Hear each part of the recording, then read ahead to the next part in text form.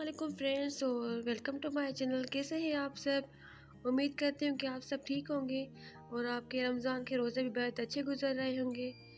और आज मैं आपके साथ शेयर कर रही हूँ अपनी सहरी की रूटीन, क्योंकि इफ्तार की वीडियो तो मैं रोज़ अपलोड करती रहती हूँ। तो आज मैंने सोचा कि आज मैं सहरी की रूटीन शेयर कर दूँ कि मैं सहरी में क्या क्या पकाती हूँ। वैसे तो सहरी में हर घर में ज़्यादा चीज़ें नहीं बनती, सिंपल सी सहरी होती है। तो फिर भी मैंने सोचा कि मैं आज वीडियो बना लूँ। तो अभी सहरी का टाइम होने वाला है और अभी मैं किचन में आ गई हूँ।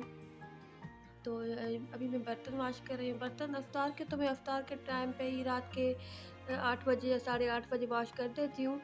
पर उसके बाद भी थोड़ा बहुत खाना-पीना चलता रहता है हर घर में, क्योंकि अब तो ऐसा रूटीन हो गया है कि हम रोज़ा रखने के बाद ही सोते हैं। तो 10-11 बजे या 12 बजे थोड़ा बहुत कुछ खा लेते हैं या चाय। तो आज यूँ हुआ कि मेरे बच्चे बस ज़िद कर रहे थे। उन्होंने कोई ऐसा ट्यूटोरियल देख लिया था जिसमें ओरियो से केक बनाते हैं। तो मेरे बच्चे बहुत ज़िद कर रहे थे कि हमें भी ओरियो से केक बनाना है, और वो बहुत सारे ओरियो लेकर आ गए, ओरियो बिस्किट। और उन्होंने कहा कि उन्होंने फ्रीज़र में देखा कि व्हिप्ड क्रीम भी पड़ी हुई है। तो बच्चों ने बहुत ज़िद की कि हमें ओरियो केक बनाना है। तो मेरा बेटा और मेरी बेटी दोनों किचन में चले गए।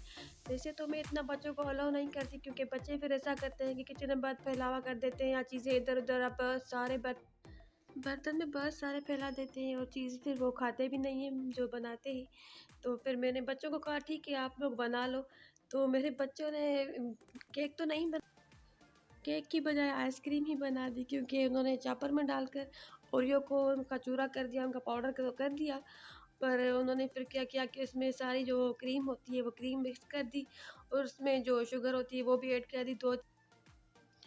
तो उसके बाद उन्होंने छोटे-छोटे कप्स में डालकर और उसकी आइसक्रीम बना दी। फिर उन्होंने बनाकर वो तो खा लिया। फिर जब मैं किचन में आई थोड़ी देर के बाद, और मैंने देखा कि बच्चों ने इतने सारे बर्तन फैला दिए थे, इतने सारे उन्होंने बर्तन कर दिए थे, और चीज़ें सारी इधर-उधर रख दी थी, और बहुत सारा सारा किचन मेरा फैला दिया था। तो मैंने बच्चों को कहा कि बस आज के बाद आप दोनों कुछ भी नहीं बनाएँगे किचन में। और वैसे भी मेरी बेटी को कुकिंग करने का बहुत ज़्यादा शौक है, वो मुझे कहती है, पर वो इतनी बड़ी नहीं है, छोटी है, तो मैं इसको अलाउ नहीं करती। या मैं शाम के टाइम पर कुछ बना रही होती हूँ, कुछ पका रही होती हूँ, तो कहती है कि पकोड़े मैं बना दूँ या स्नैक्स में थोड़े से बना दूँ, तो थोड़ी हेल्प करना चाहती है। और कभी-कभी मैं उसको कहती हूँ ठीक है तुम कर दो, नहीं तो फिर मैं बच्चों को मना कर देती हूँ। क्योंकि बच्चे ऐसा करते हैं कि अगर मेरी बेटी किचन में आ जाती है तो फिर मेरा बेटा भी किचन में आ जाता है। फिर दोनों वो बहुत मस्ती करते हैं और फिर मुझे बहुत डिस्टर्ब करते हैं। बर्तन तो अभी मैंने सारे वॉश कर लिए हैं, और रमज़ान में तो माशाल्लाह से इतने बर्तन होते हैं। सहरी के बर्तन धो के रख के जाती हूँ, तो फिर अफ्तारी सुबह के टाइम जब मैं बच्चों के लिए नाश्ता बनाती हूँ तो फिर वो बर्तन हो जाते हैं, फिर वो मैं वॉश कर लेती हूँ। अफ्तारी के बाद अफ्तारी के बर्तन होते हैं। बर्तन तो रमज़ान में माशाल्लाह से हर घर में इतने हो जाते हैं कि बर्तनों में जैसे बरकत ही आ जाती है, ख़त्म ही नहीं होते। जितनी बार भी किचन में आओ तो बर्तन हो जाते हैं। और अभी बस मेरे बर्तन भी वॉश हो रहे हैं, और अभी मैं सहरी पकाऊँगी।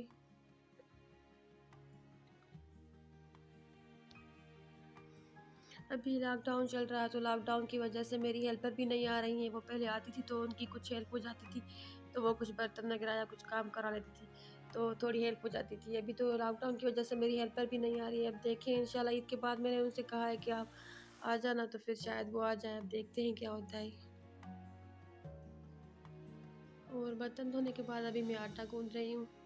और हम जो आटा है वो स्पेशल नहीं खाते, या हम मैदे वाला कम खाते हैं, क्योंकि वो मेरे हस्बैंड को और मेरे बच्चों को पसंद नहीं है। तो हम वो आटा खाते हैं जो कनक का होता है, जो खुद ही पिसवाते हैं। तो उसको हम ऐसे छान कर और फिर यूज़ करते हैं। उसको मैं ऐसे पहले छान देती हूँ, जिससे जो उसके जो मोटे पार्टिकल्स वगैरह होते हैं या उसमें कुछ होता है उनका तो निकल जाता है। और उससे आटा आटा वैसे गूँथने में आसानी रहती है, फिर वो आटा बहुत सॉफ्ट बनता है और उसकी रोटी बहुत ज़्यादा अच्छी बनती है। पराठा बनाएँ या रोटी बनाएँ तो फिर वो बहुत अच्छी और सॉफ्ट बन जाती है। इसलिए मैं पहले आटे को ऐसे इसी तरह से छान देती हूँ।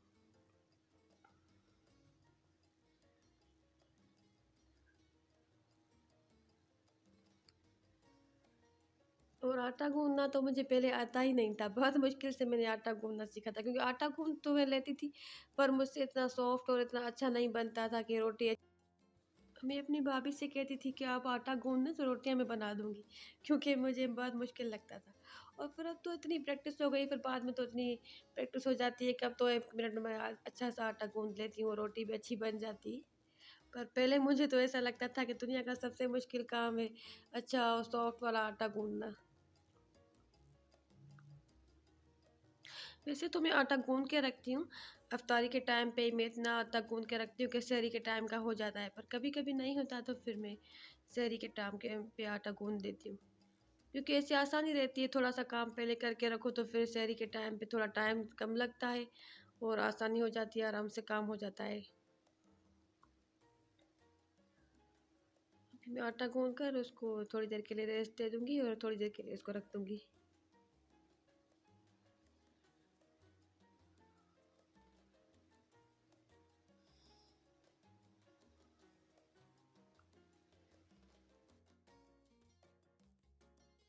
आटा गूँधने के बाद मैंने आलू कटिंग कर दिए थे और आज मैं अंडे या ऑमलेट वगैरह नहीं बना रही, क्योंकि सहरी के टाइम पे रोज़-रोज़ अंडे अच्छे भी नहीं लगते और मैं अपने हस्बैंड से पूछ लेती हूँ रोज़ कि आज आप क्या खाएँगे? तो जो चीज़ वो कहते हैं तो फिर वो मैं बना लेती हूँ। तो उन्होंने आज कहा कि आज बस अंडे ना बनाओ, कुछ और चीज़ बना लो। तो मैं आज ऑमलेट वगैरह नहीं बना रही, आज मैं आलू फ्राई करूँगी और सूजी का हलवा बना रही हूँ आज मैं। और इसके साथ आज मैं और दही तो रोज़ होता है, दही तो हम सहरी में रोज़ ही खाते हैं मीठा करके। तो अभी इस तरफ मैं पहले सूजी का हलवा बना रही हूँ और दूसरी साइड पर मैं आलू फ्राई करने के लिए पैन रख रही हूँ।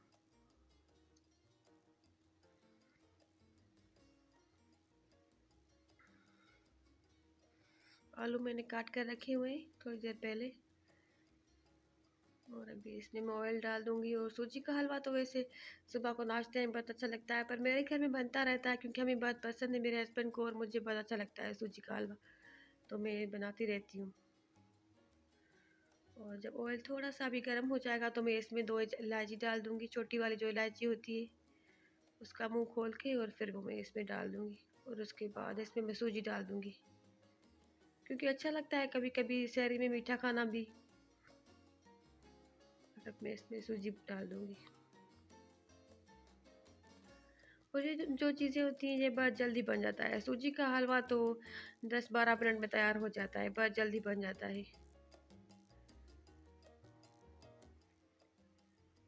तो सूजी को अब मैं इतनी देर तक ऑयल में फ्राई करूँगी जब तक इसका थोड़ा-सा कलर चेंज हो जाए।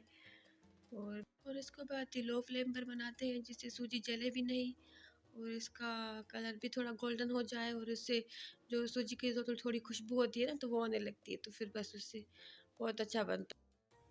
अगर हम हाई फ्लेम पर बनाएंगे तो उस पे ये होता है कि सूजी बहुत ज़्यादा जल्दी जल जाती है और फिर उसका हलवा इतना अच्छा नहीं बनता, उसका टेस्ट भी इतना अच्छा नहीं आता और उसकी जो खुशबू होती है ना सूजी की तो वो ख़त्म हो जाती है, तो फिर इतना टेस्ट नहीं आता उसका। अभी बस मैं एक तरफ हलवा बना रही हूँ, अभी मैं आलू भी फ्राई कर रही हूँ। अफ्तारी की तरह सहरी में भी ऐसे ही काम चलते रहते हैं, दोनों चूल्हों पर कुछ न कुछ बनता रहता है। और आलू फ्राई जब मैं करती हूँ तो उसमें ये बेसिक मसाले वैसे भी जाते हैं, नमक, मिर्चें और धनिया पाउडर, तो उसमें मैं थोड़ी सी हल्दी भी ऐड कर देती हूँ क्योंकि उससे जो आलू होते हैं उनका कलर बहुत अच्छा आ जाता है और अच्छे से फ्राई हो जाते हैं। सहरी के टाइम पर मैं अपने लिए और अपने हस्बैंड के लिए रोटियां बना देती हूँ 2, और मैं अपनी बेटी के लिए पराठा बनाती हूँ क्योंकि उसको पराठा बहुत ज़्यादा पसंद है, तो वो रोज़ ही कहती है कि मेरे लिए पराठा बनाए और वो माशाल्लाह से रोज़ा भी रखती है। अभी भी मेरी किचन में हेल्प कर रही है कि मैं खड़ी हुई थी तो सूजी के हलवे को थोड़ा सा चम्मच चला रही थी तो मैं मना कर रही थी कि तुम ना करो, बस तुम अंदर जाओ।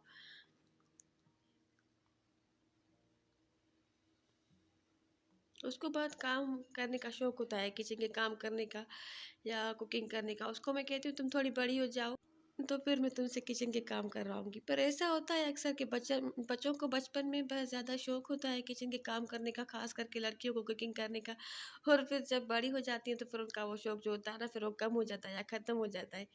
तो मेरी बेटी को भी अभी बहुत शौक है कुछ फ्राई करने का या चीज़ें करने का, तो वो बहुत कहती है मुझे, पर मैं उसको मना कर देती हूँ। अभी छोटी है वो, मैं सोचती हूँ कि किचन के काम भी ना करे, या कभी मैं खड़ी होती हूँ उसके साथ तो मैं उसको कहती हूँ कि तुम कोई चीज़ बना लो, तो फिर मैं उसके साथ रहती हूँ तो मैं उसको देखती रहती हूँ। या मैं सोचती हूँ कि अगर मैं उसको कहूँगी कि तुम कुछ पका लो तो फिर वो अकेली किचन में आ जाए कभी कुछ गर्म की होता है या कुछ, तो मुझे डर लगता है इस चीज़ से, इसलिए मैं उसको मना कर देती हूँ। तो यूट्यूब पर भी देखती रहती है, बस सारी चीज़ें कुकिंग के चैनल्स वगैरह देखती रहती है। जो छोटी मोटी चीज़ें होती हैं बनाना, जो मिल्क शेक वगैरह होते हैं तो वो बनाने के लिए, केक वगैरह, उसको बेकिंग का भी बहुत शौक़ है। तो मैं कहती हूँ कि तुम थोड़ी बड़ी हो जाओ तो फिर सारे शौक़ पूरे कर लेना। तो अभी हलवा मेरा तैयार हो गया है, देखिए हलवा, इसका जो पानी है वो पूरा ड्राई हो गया है। जो मैंने डाला था इसमें पानी ऐड किया था और उसमें शुगर भी मैंने डाल दी थी। तो अभी मेरा हलवा जो है बहुत अच्छा सा बन गया है और आप इसकी देखकर इसको अंदाज़ा लगा सकते हैं कि जो दाने दाने की तरह जो होता है जो हलवा, थोड़ा सा वो बस इसी शक्ल का होता है, तो वो बहुत अच्छा और टेस्टी बनता है। इसकी मैंने भुनाई कर दी थी और फिर मैंने इसमें पानी डाल दिया था। तो हलवा मेरा तैयार हो गया है। अभी बस मैं ये हलवा उतार दूँगी और इसी चूल्हे पर मैं अभी, इसी स्टोव पर मैं अभी मैंने अभी चाय रख दी है। चाय मैं और मेरा हस्बैंड पियेंगे और बच्चों के लिए मैं आज चीकू का शेक बना दूँगी, तो बच्चे वो पी लेंगे। ये चीकू मेरे पास फ्रोज़न थे, मैंने काट कर और फ्रीज़ कर दिए थे, तो मैंने अभी ये निकाल दिए और मैंने रोटियाँ अपनी और अपने हस्बैंड का बना दी। अभी मैं अपनी बेटी का पराठा बना रही हूँ। उसका पराठा मैं इसी तरह से बनाती हूँ कि गोल रोटी बेल कर फिर उसके ऊपर थोड़ा सा मैं ऑयल डाल देती हूँ और फिर उसको मैं फोल्ड कर देती हूँ स्क्वायर शेप में, और उसको फिर फोल्ड करके उसका मैं पराठा बना देती हूँ।